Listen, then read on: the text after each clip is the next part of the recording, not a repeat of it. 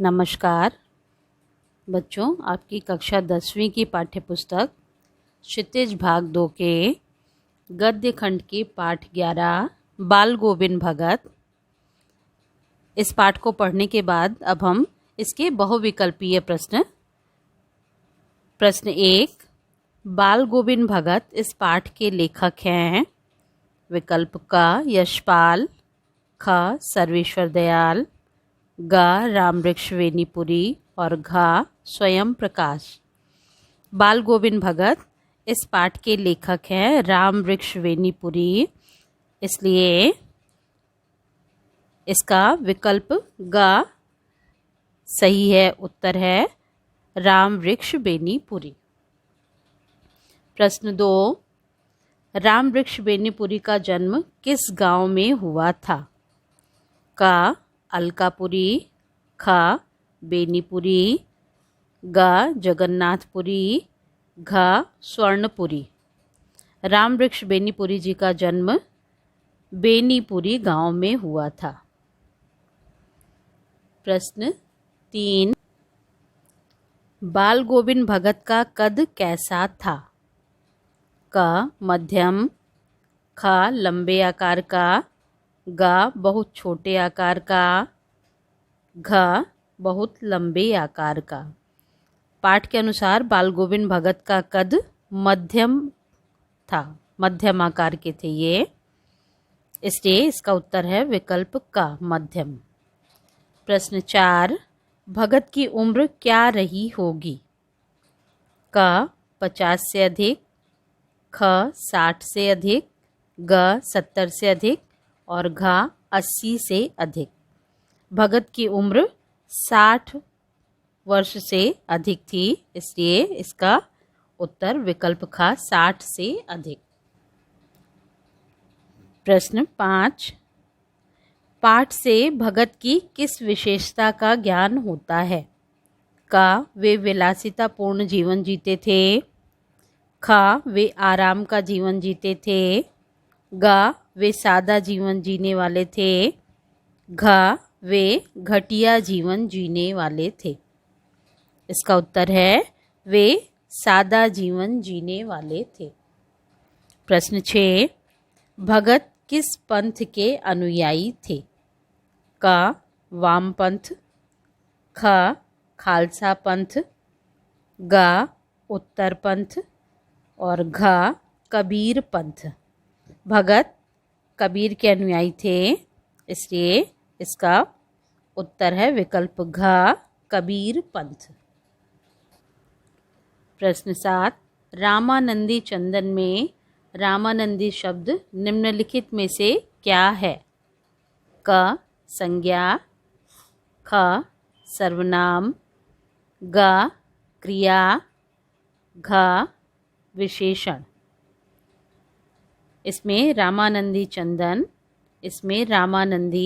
चंदन की विशेषता बता रहा है, इसलिए इसका उत्तर है विकल्प घ विशेषण।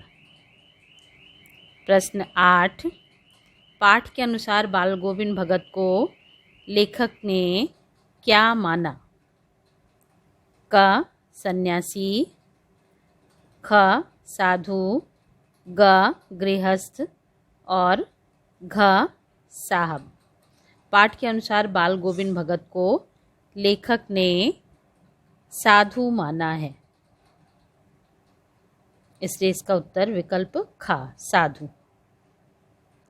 प्रश्न 9, लेखक ने निम्नलिखित में से किसे नहीं देखा था?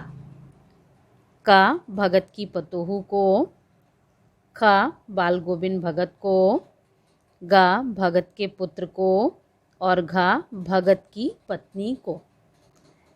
लेखक ने निम्नलिखित में से भगत की पत्नी को नहीं देखा था, इसलिए इसका उत्तर है विकल्प घ भगत।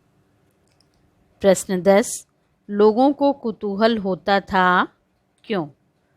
क बाल गोविंद भगत जैसे साधु को खेती बाड़ी करते देख, ख भगत को परिवार रखते हुए देखकर, ग नियमों का अत्यंत बारीकी से पालन करने के कारण, घ खरा व्यवहार रखने के कारण। लोगों को कुतूहल होता था क्योंकि बाल गोविंद भगत नियमों का अत्यंत बारीकी से पालन करते थे। इसलिए विकल्प ग इसका सही उत्तर है।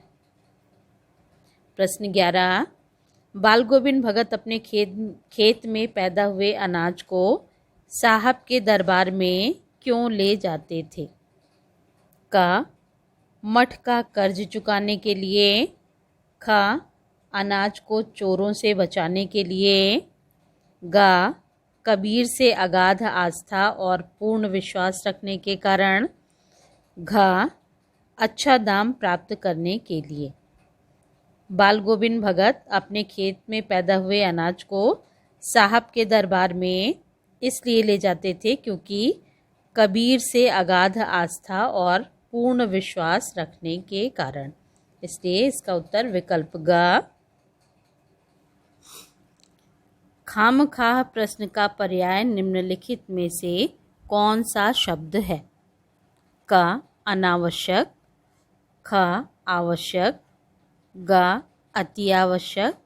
घ, जो खाना चाहता हो। खामखाह ये उर्दू शब्द है और इसका पर्याय है अनावश्यक, यानी का विकल्प अनावश्यक खामखा का पर्यायवाची शब्द है।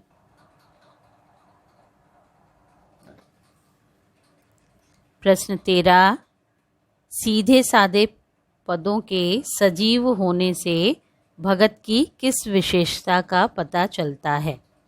विकल्प का, वे मधुर स्वर में गाते थे। ख, वे पदों में जान डाल देते थे। ग, पदों को सीधा ही गा सकते थे। और घ, पदों को सरलता से गाते थे।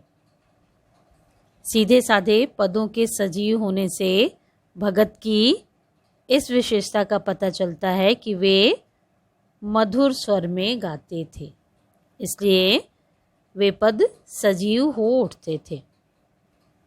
प्रश्न 14, कहीं रोपनी हो रही है से क्या तात्पर्य है? क, खेतों में पानी भरा जा रहा है। ख, बीज बोए जा रहे हैं। ग, खेतों में धान के पौधे लगाए जा रहे हैं। घ, फसल काटी जा रही है। कहीं रोपनी हो रही है से तात्पर्य है खेतों में धान के पौधे लगाए जा रहे हैं। प्रश्न 15, ठंडी पुरवाई के बीच किसका स्वर कानों को झंकृत कर देता है? क, खेलते बच्चों का। ख, आसमान में उड़ते पक्षियों का। ग, बाल गोविंद भगत का। और घ, मेड़ पर बैठी औरतों का। इसका उत्तर है विकल्प ग, ठंडी पुरवाई के बीच बाल गोविंद भगत का स्वर कानों को झंकृत कर देता है। प्रश्न 16, औरतों के होंठ क्यों कांप उठते हैं? क, रुलाई आ जाने के कारण। ख, वे कुछ कहना चाहती हैं। ग, जादुई संगीत के गुनगुनाने के लिए। घ, बच्चों को बुलाने के लिए। औरतों के होंठ जादुई संगीत के गुनगुनाने के कारण कांप उठते हैं, इसलिए इसका उत्तर है विकल्प ग। प्रश्न 17, अंगुलियां एक अजीब क्रम से चलने लगती हैं। वाक्य में अजीब क्रम से निम्नलिखित में से क्या है? क, संज्ञा। ख, क्रिया। ग, विशेषण। और घ, क्रिया विशेषण। अंगुलियां एक अजीब क्रम से चलने लगती हैं। चलना इस क्रिया की विशेषता बता रहा है अजीब क्रम से, इसलिए इसका उत्तर है विकल्प घ, क्रिया विशेषण। प्रश्न 18, निम्नलिखित में से किसका स्वर सर्वाधिक प्रभावशाली है? क, झिल्लियों का। ख, दादुरों का। ग, बाल गोविंद भगत का। और घ, बादलों का। इसका उत्तर है विकल्प ग। निम्नलिखित में से सर्वाधिक प्रभावशाली स्वर है बाल गोविंद भगत का। प्रश्न 19, गोदी में पियवा चमक उठे ना गीत लोगों को किसकी तरह चौंका देता है? क बिजली की तरह, ख दादुरों की तरह, ग बादलों की तरह और घ वर्षा की बूंदों की तरह। इसका उत्तर है विकल्प का, बिजली की तरह। प्रश्न 20, मुसाफिर जाग जरा के माध्यम से भगत क्यों जगाना चाहते हैं? क चोरी से बचने के लिए, ख वर्षा से भीगने से बचने के लिए, ग प्रभु का स्मरण कर जीवन सफल बनाने के लिए और घ मंदिर में पूजा करने के लिए। इसका उत्तर है विकल्प ग, प्रभु का स्मरण कर जीवन सफल बनाने के लिए इस गीत के माध्यम से भगत लोगों को जगाना चाहते हैं। प्रश्न 21, तेरी गठरी में लागा चोर मुसाफिर जाग जरा में मुसाफिर किसे कहा गया है? क लेखक को, ख बाल गोविंद भगत को, ग संसार के लोगों को और घ भगत के पुत्र को। इसका उत्तर है विकल्प ग, संसार के लोगों को। प्रश्न 22, थोड़ी देर पहले मूसलाधार वर्षा खत्म हुई है। वाक्य में मूसलाधार शब्द व्याकरणिक दृष्टि से किस प्रकार का शब्द है? क गुणवाचक विशेषण, ख परिमाणवाचक विशेषण, ग रीतिवाचक क्रिया विशेषण और घ सार्वनामिक विशेषण। इसका उत्तर होगा रीतिवाचक क्रिया विशेषण, क्योंकि थोड़ी देर पहले मूसलाधार वर्षा खत्म हुई है। वर्षा खत्म हुई है इसकी विशेषता बता रहा है, इसलिए रीतिवाचक क्रिया विशेषण। प्रश्न 23, कार्तिक महीना और बाल गोविंद भगत दोनों एक दूसरे से किस प्रकार संबंधित हैं? क भगत को सर्दी लगने लगती थी, ख वे प्रभात काल में गीत गाते थे, ग वे गंगा स्नान को जाना शुरू कर देते थे, घ वे संध्या गायन शुरू कर देते थे। इसका उत्तर है विकल्प ख, वे प्रभात काल में गीत गाना शुरू कर देते थे।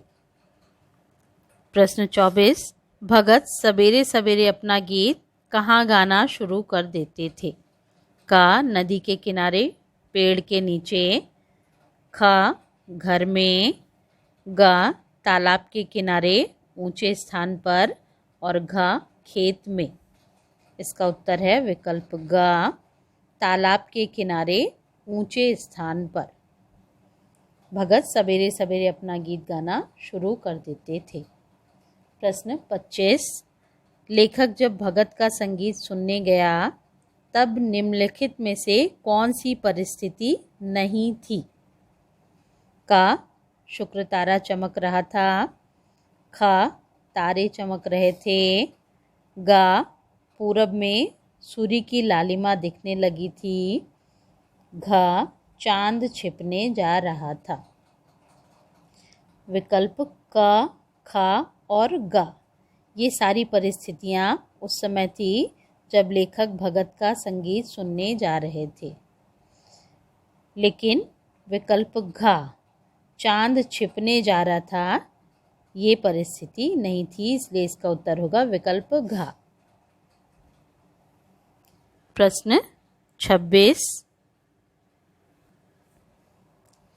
तारों के दीपक न बुझने का आशय क्या है? क चांद छुप गया था तथा सूरज निकल रहा था, ख दीपक में अभी तेल था, ग आसमान में तारे चमक रहे थे, घ आसमान साफ तथा निर्मल था। आसमान में तारे चमक रहे थे। प्रश्न 27। बाल गोविंद भगत और लेखक की स्थिति में मुख्य अंतर प्रकट करने वाला विकल्प कौन सा है? का, दोनों ही गीत गाए जा रहे थे। ख, भगत के चेहरे पर पसीना था जबकि लेखक सर्दी से कांप रहे थे। ग, लेखक आसमान के तारे निहार रहा था जबकि भगत तालाब को। घ, भगत गायन में मस्त थे जबकि लेखक प्राकृतिक सौंदर्य निहारने में। इसमें लेखक और भगत की स्थिति में मुख्य अंतर प्रकट करने वाला विकल्प है ख, भगत के चेहरे पर पसीना था जबकि लेखक सर्दी से कांप रहे।